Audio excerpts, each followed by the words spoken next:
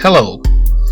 Modern race cars are equipped with controls that let drivers make adjustments to their cars on the fly. Sometimes these are situated right on the steering wheel, and other times they're on consoles positioned close enough so the driver doesn't have to move his hand very much to make these changes.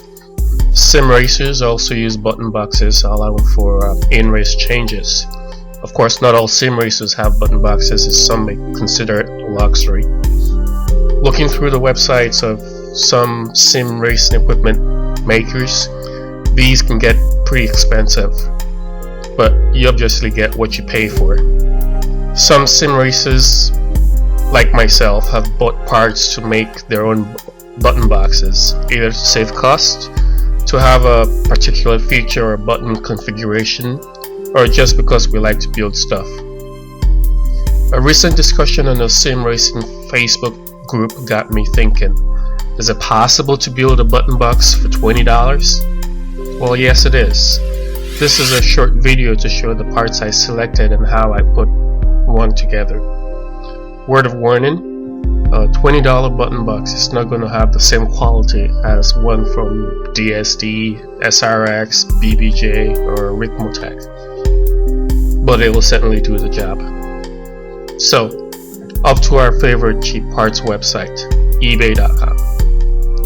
For the best prices and to achieve the budget of this build, all of the parts used in the build ended up being ordered from Chinese sellers. This means long ship times, at least for me here in the United States. Here are the parts. First is the box. I was really looking for something in black to easily blend in, but this was the only one I found at this price point and at least this size. A few days after ordering, I found the same box for slightly cheaper, so if you take your time to look on eBay, you could do even better than I did. Next is the joystick board. This board is usually used in the construction of arcade controllers for MAME. For less than $7, you get a board with 12 inputs plus 4 directional buttons, plus all the wiring needed. It is so simple it cannot be used with rotary encoders. However, this simplicity means no additional software or programming is required. It is just plug and play. Next are the push buttons. These momentary push buttons are the best quality I've seen for the price, and believe me, I've purchased a few from eBay. They have a small footprint in the back and give an excellent tactile feedback when pushed. Also, I'm sure I could have found a similar lot for cheaper. I also got a pack of mini toggles. These are a single pole double throw, which means we can set it to increase and decrease a particular setting like brake bias or ABS. Lastly, I got a panel mount USB extension. I'm going to try to use this to make sure the USB cable for the button box is not attached. This would be achieved by splitting both this extension and the USB cable included with the joystick board and switching the ends.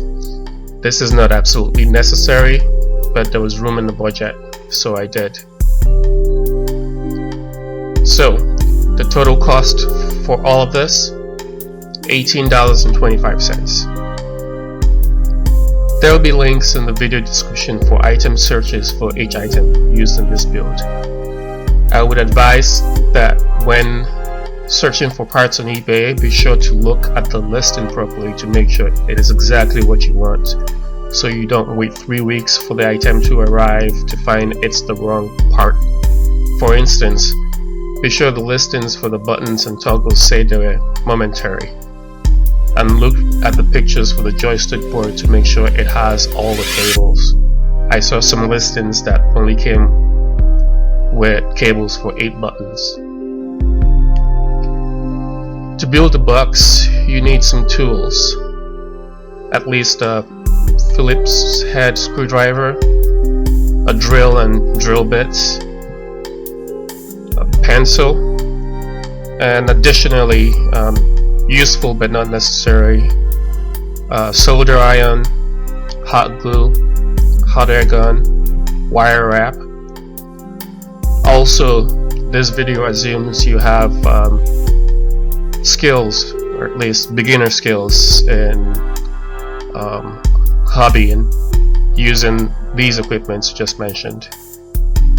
So here's a video and picture montage of his constructions.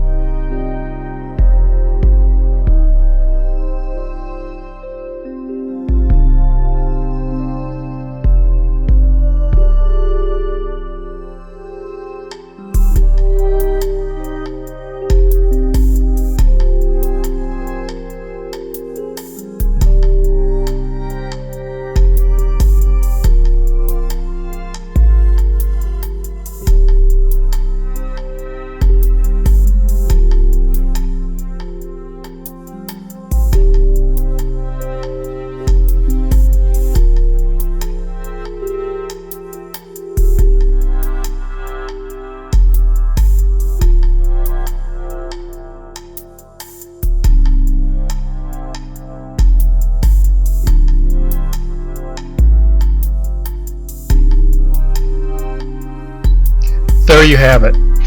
The build is complete. Here you see the buttons being tested on Windows.